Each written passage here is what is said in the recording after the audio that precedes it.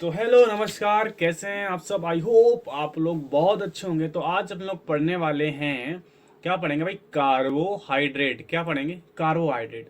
अब एक्चुअली में जानते हैं ये कार्बोहाइड्रेट होता क्या है। तो सबसे पहले यहाँ समझो भैया, ये लिखा है कार्बो। कार्बो से मतलब होता है भाई कार्बन। क्या मतलब होता है भाई? कार्बन। ठीक है। अब कार्बन में एक भी हो सकता है, कार्बन दो भी हो सकते हैं, कार्बन तीन भी हो सकते हैं, कार्बन चार भी हो सकते हैं, कितने भी कार्बन हो सकते हैं। ठीक है। अब यहाँ पे लिखा है हाइड्रेट। क्या लिखा है? हाइड्रेट। अब हाइड्रेट में दो चीजें आ जाएंगी, एक तो आ जाएगा भाई हाइड्रोजन, और दूसरा आ जाएगा भाई ऑक्सीजन। क्या आ जाएगा? ऑक्सीजन। यानी कि इसका मतलब सीधा सीधा ये हुआ, जहां पे कार्बन और हाइड्रोजन और ऑक्सीजन तीनों चीजें एक साथ आ जाए तो एक तरीके से कार्बोहाइड्रेट बोल सकते हैं। अब असली मकसद क्या है इसकी डेफिनेशन में हम लोग समझ लेते हैं। अब देखो भाई, यहाँ पे लिखा है कार्बोहाइड्रेट्स आल्सो कॉल्ड सेक्राइड्स। यानी कि बताया कार्बोहाइड्रेट को सेक्राइड्स भी कहा जाता है। ठीक है। मैंने वाई लैंग्वेज क्लास रखी है। यहाँ पे आपको हिंदी में देखने को मिल जाएगा, इंग्लिश में भी देखने को मिल जाएगा। जिस बच्चे को जो भी समझ आ रहा है वो उस लैंग्वेज में आराम से पढ़ सकता है। अगर किसी को दोनों समझ आ रही हैं, और जैसे जैसे बोलते हैं इंग्लिश, यानी कि कोई बच्चा है जो इंग्लिश में पढ़ना चाहता है, इंग्लिश मतलब समझते हो, इंग्लिश। ठीक है। तो वो पढ़ सकता है आराम से। किसी को इंग्लिश और किसी को हिंदी नहीं समझ आती, इंग्लिश समझता है, तो वो इंग्लिश में पढ़ सकता है, जो जिसकी इच्छा है। हमने इसलिए क्लास बाई लैंग्वेज रखी हुई है। आराम से किसी को कोई दिक्कत नहीं होगी, बिल्कुल बिंदास पढ़ सकते हो। ठीक है। अभी एमपी ग्रुप की वैकेंसी आ गई है, तो उसके लिए भी आप तैयारी कर सकते हो। अब देखिए यहाँ पे क्या बोला है भाई, सेक्राइड्स। यानी कि जो कार्बोहाइड्रेट्स हैं उनको जो कार्बोहाइड्रेट को सेक्राइड्स भी कहा जाता है, सेक्राइड्स भी बोल देते हैं। Are very common biological molecules found in a living organism. यह जीवों में पाए जाने वाले सबसे सामान्य जैविक अणु होते हैं। ठीक है, याद रखना। ये क्या होते हैं? जीवों में पाए जाने वाले सबसे सामान्य अणु होते हैं। ठीक है, लिविंग ऑर्गेनिज्म। ठीक है। The word saccharide comes from a Greek word meaning sugar. Saccharide शब्द आया, वो ग्रीक भाषा से आया। कहां से आया भाई? ये जो सेक्राइड शब्द आया है, ये जो सेक्राइड शब्द आया है, ये कहां से आया भाई? ग्रीक भाषा से आया। ठीक है, ये याद रखना भैया, ग्रीक भाषा से आया है। ठीक है, पूछा जा सकता है। मीनिंग्स और इसकी जो मतलब होता है, इसका जो मीनिंग होता है वो होता है शुगर। सेक्राइड का मतलब भैया क्या होता है? सेक्राइड का मतलब होता है शुगर, एक तरीके से शर्करा। हिंदी में क्या बोलते हैं भैया? शर्करा बोलते हैं। ठीक है, क्या बोलते हैं भैया? शर्करा। यानी कि शुगर होता है। क्या मतलब होता है भैया? शुगर होता है। ठीक है। अब यहाँ पे बताया गया they are made of carbon. क्या हमने वही बताया था ना? कार्बन, हाइड्रोजन और ऑक्सीजन। यानी कि ये जो दे आर मैड, ये बने होते हैं किससे? हाइड्रोजन से, कार्बन से और ऑक्सीजन से।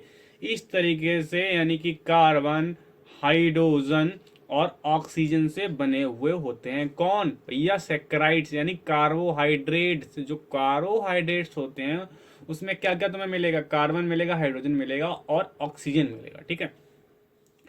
Usually present in the ratio. और इसमें जो रेशियो होता है वो भाई होता है, अगर एक कार्बन मिलेगा तुम्हें देखने को, तो वहां पे यानी कि अगर एक कार्बन है तो आप हाइड्रोजन कितनी देखने को मिल जाएंगी? दो मिल जाएंगी। और ऑक्सीजन एक देखने को मिल जाएगी। यानी कि ऑक्सीजन कितनी मिल जाएगी? एक देखने को मिल जाएगी। ठीक है। तो यहाँ पे ये इसका रेशियो होता है। क्या होता है? ये इसका रेशियो होता है। तब इसका जो फार्मूला होता है सामान्य, यानी कि इसको यूं लिख सकते हैं, CH2O। ये इसका क्या होता है? सामान्य फार्मूला होता है। ठीक है, ये चीज आपको याद रखनी है। एन। ठीक है। अगर यहाँ पे एन की वैल्यू 2 है तो यहाँ पे इससे 2 से गुणा हो जाएगा, यानी कि यहाँ पे 2 हो जाएगा, तो ये 2 दूना 4। ये जो हाइड्रोजन हो जाएंगे 4, ऑक्सीजन हो जाएंगे 2। यानी कि अगर एन की वैल्यू कितनी है? 2 है, तो यहाँ पे C2 और AH4। ठीक है। और ऑक्सीजन कितनी हो जाएंगी? 2। ठीक है, एन की वैल्यू कितनी भी हो सकती है, कितनी भी लंबी शर्करा हो सकती है। अब आगे देखिए, chemically carbohydrate contain in an aldehyde और कीटोन और groups an many many hydroxyl groups. ठीक है, अब यहाँ पे इन्होंने एक चीज बताई है, इसको जरा समझिएगा। यहाँ पे बताया भैया एल्डिहाइड, क्या बताया है, एल्डिहाइड बताया है। ठीक है,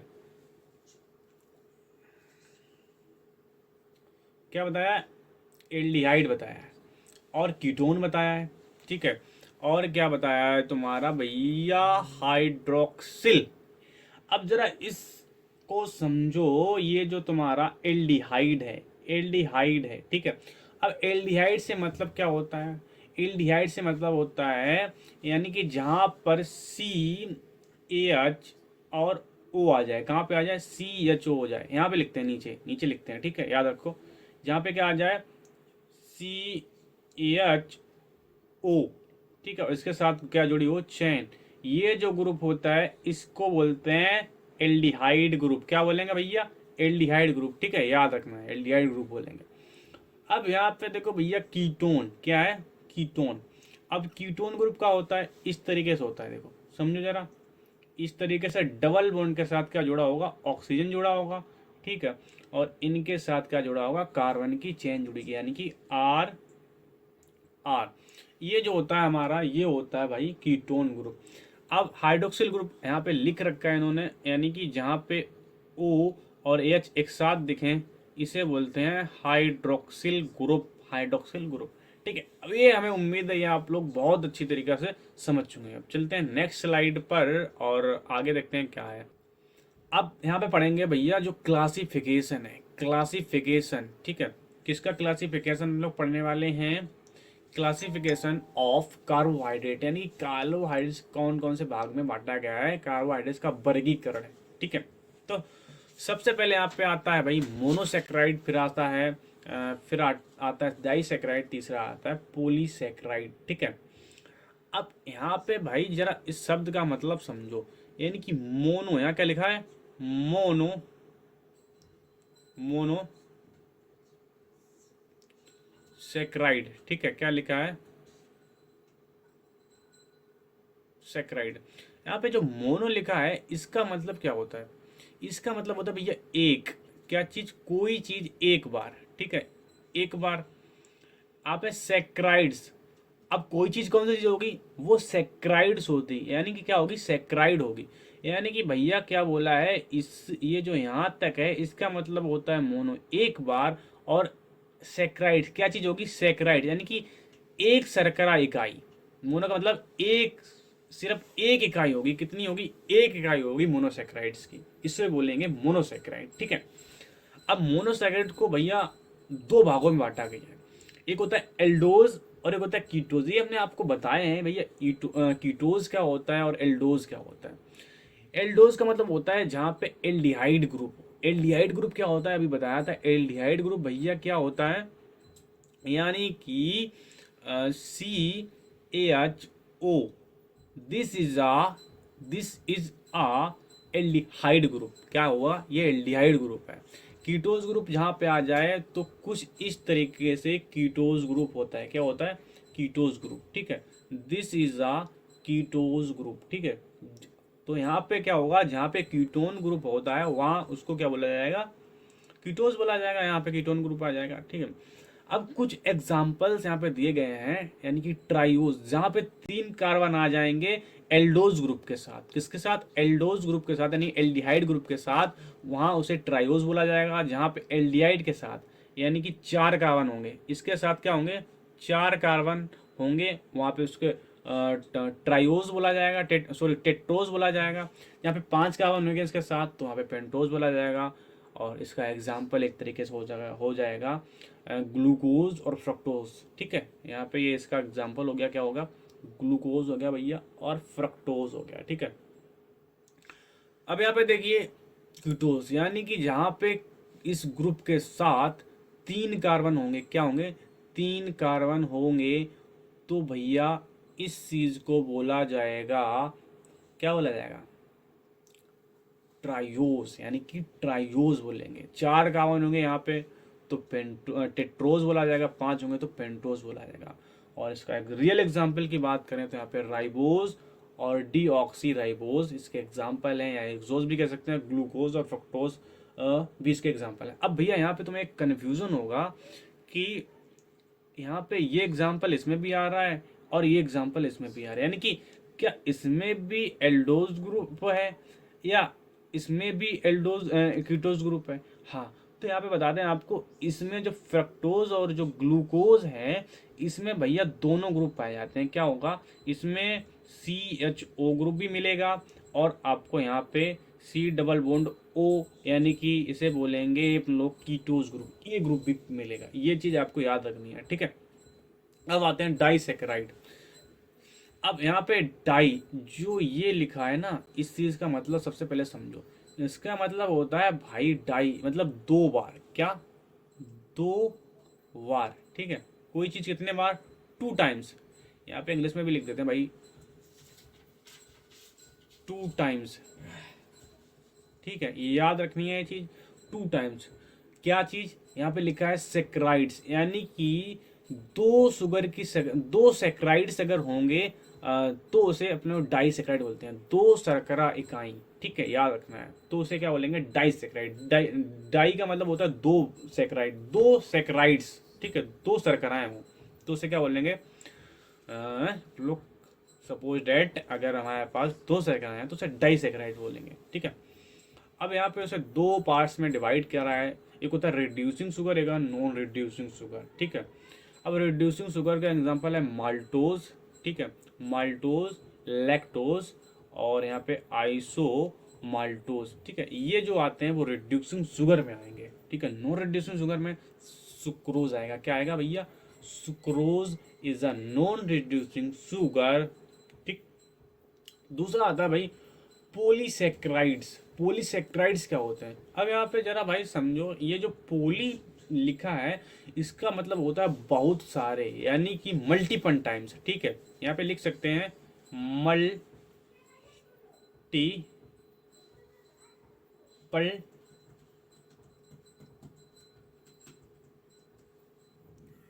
टाइम्स, ठीक है। अब क्या चीज, जो मल्टीपल टाइम्स जो इसके साथ में जुड़ा होता है, यानी क्या जुड़ी है, सेक्राइड्स जुड़ी हैं। तो सेक्राइड्स अगर मल्टीपल टाइम्स हो, बहुत सारी हों, तो इसे लोग क्या बोलेंगे, पॉलीसेक्राइड्स, क्या बोलेंगे, that is called is polysaccharides. तो यहाँ पे सबसे पहले इसे दो भागों में डिवाइड किया गया है, दो पार्ट में डिवाइड किया गया है। एक होता है होमोपोलीसेक्राइड्स, दूसरा होता है हेट्रोपोलीसेक्राइड्स, ठीक है। जहाँ पे क्या है, जो होता है होमोपोलीसेक्राइड्स का एग्जांपल है भैया स्टार्च, इंग्लिश में यहाँ मैंने उन्होंने नहीं लिखा है पीपीटी बनाने वालों ने। और दूसरा होता है ग्लाइकोजन और तीसरा होता है सेल्यूलोज। क्या होता है भैया, सेल्यूलोज।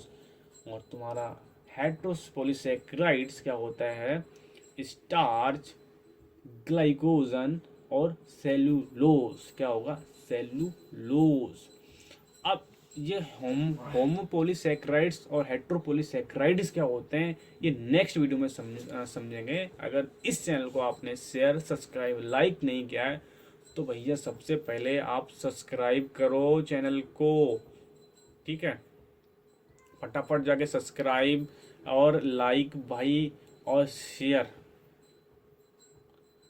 फटाफट से करो ताकि हम आगे वीडियो ला सकें। अब यहाँ पे भैया बताया गया है द फंक्शन ऑफ कार्बोहाइड्रेट्स। क्या बताया है, कार्बोहाइड्रेट्स, ठीक है। अब भैया जो कार्बोहाइड्रेट के फंक्शंस होते हैं वो क्या होते हैं, तो यहाँ ने बताया है monosaccharides specially glucose are the main source of energy for the body. यानी कि मोनोसेक्राइड खास कर क्या होता है, शरीर के लिए मुख्य ऊर्जा का स्रोत होता है, ठीक है। याद रखना क्या होता है, मुख्य ऊर्जा का स्रोत होता है ये। और यहाँ पे बताया they provide the fuel of metabolism. ये प्रोवाइड करता है बॉडी में फ्यूल, एक ईंधन प्रोवाइड करता है एक तरीके से। Also help in making other important compounds, यानी कि और कई पदार्थों में बनाने में मदद करता है, निर्माण में मदद करता है, हेल्प करता है, सहायता करता है, ठीक है। याद रखना है आपको। नीचे आओ। Extra carbohydrates in the body are converted into fat, यानी कि जो अपने बॉडी में जो एक्स्ट्रा क्या होते हैं कार्बोहाइड्रेट, जो क्या होता है कार्बोहाइड्रेट होता है, वो क्या होता है शरीर में वसा में बदल जाता है। क्या होता है वो शरीर में कन्वर्ट हो जाता है किसमें, फैट में। ये जो ज्यादा अगर एक्स्ट्रा यानी कि ज्यादा कार्बोहाइड्रेट है तो वो किस में कन्वर्ट हो जाएगा, वो फैट में कन्वर्ट हो जाता है, यानी कि वसा में कन्वर्ट हो जाता है। ठीक है, आगे चलो। अब यहाँ पर देखो भैया, ribose is the part of RNA. ये जो राइबोज होता है, यानी कि जो राइबोज होता है वो किसका पार्ट होता है, वो आरएनए का पार्ट होता है। किसका भैया, आरएनए का पार्ट होता है। याद रखना है आपको, किसका पार्ट होता है, आरएनए का। Deoxy ribose is a part of DNA, यानी कि जो डीऑक्सी राइबोज होता है वो पार्ट होता है भैया डीएनए का। किसका पार्ट होता है, डीएनए का। ये भैया ऑप्टिकल क्वेश्चन में पूछे जा सकते हैं। ठीक है, याद रखना है आपको, ऑप्टिकल क्वेश्चन में पूछे सकते हैं। यहाँ पे बहुत सारे सवाल बनते हैं, दो से तीन क्वेश्चन बन सकते हैं। ठीक है, कह रहा है galactose is a part of lactose, यानी कि भैया इसे मिल्क शुगर भी बोला जाता है। किसको, गैलेक्टोज को। ठीक है, क्या बोला जाएगा, मिल्क शुगर, यानी कि जो दूध में, ये दूध में मिलता है। गैलेक्टोज किस में मिलेगा भैया, दूध में। तो यहाँ पे बताया है जो गैलेक्टोज होता है दूध की शर्करा होता है, यानी कि दूध का भाग होता है, और इसे गैलेक्टोज भी कह सकते हैं। ठीक है, याद रखना ये चीज क्या है, ये दूध की शर्करा का भाग होता है, और इसे हम लोग लैक्टोज भी कह सकते हैं, लैक्टोज का भाग है। ठीक है, it it is the found in a plant cell membrane and tissue glycoprotein, यानी कि पौधों की जो प्लांट्स यानी कि प्लांट सेल्स होते हैं उनकी कोशिका झिल्ली, मेम्ब्रेन, मेम्ब्रेन का मतलब कोशिका झिल्ली, और टिश्यू में क्या होता है, ग्लाइकोप्रोटीन पाया जाता है। क्या पाया जाता है भैया, ग्लाइकोप्रोटीन पाया जाता है। किसमें पाया जाता है, प्लांट सेल और उनकी मेम्ब्रेन में। ठीक है, प्लांट सेल, मेम्ब्रेन और टिश्यू, उनके टिश्यू में क्या पाया जाता है, ग्लाइकोप्रोटीन पाया जाता है। ये चीज आपको याद रखना है, याद रखना है भैया। चलो, अब कह रहा है जो माइनोज होता है वो plays is a important role in a human metabolism, specially in a protein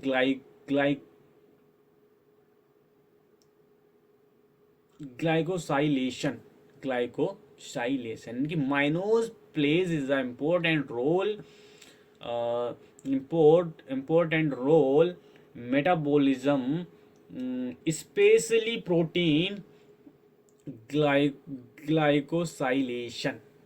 माइनोज मानव मेटाबॉलिज्म में विशेष रूप से प्रोटीन ग्लाइकोसाइलेशन में महत्वपूर्ण भूमिका निभाता है। क्या निभाता है भैया, भूमिका निभाता है। ठीक है, याद रखना है आपको। चलो, अब यहाँ पे बताया गया है फ्रक्टोज। क्या बताया, फ्रक्टोज, यानी कि इसे फ्रूट शुगर भी बोलते हैं। क्या बोलते हैं भैया, ये याद रखना है। फ्रूट बोलेगा, फ्रूट शुगर किसको कहते हैं, तो यहाँ पे फ्रक्टोज को बोलेंगे। किसको बोलेंगे, फ्रक्टोज को फ्रूट शुगर भी बोला जाता है। Is a found in plants, ये प्लांट्स में मिलता है। In human it's the metabolize in a liver, absorbed in a intestine and is a present in semen. ठीक है, फ्रक्टोज जो है वो पौधों में पाया जाता ही है, पौधों में पाया जाता है। मनुष्य में लीवर, यहाँ पे लिखा है लीवर मोटाबोलाइज होता है। ठीक है, अब यहाँ पे जो सीमेन होता है, सीमेन उसमें प्रेजेंट होता है। किसमें, सीमेन में। ठीक है, ये चीज याद रखनी है, किसमें, सीमेन में।